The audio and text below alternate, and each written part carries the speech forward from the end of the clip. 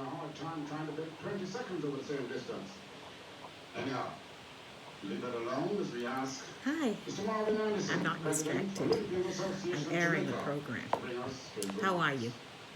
It's Monday, you know, and I'm in the mood to talk to you.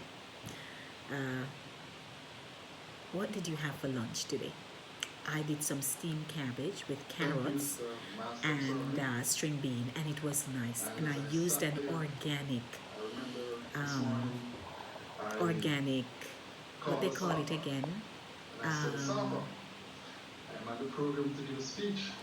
Organic.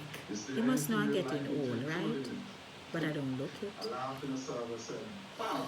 Shortening. Oh my God. Could I remember shortening? I used an organic shortening and it gave it a nice flavor. No grease. It was just good. And then I did some sweet potato and I drank water. So I'm good. You notice how I look fresh and rosy? What the song say? Young, fresh and green. That's me.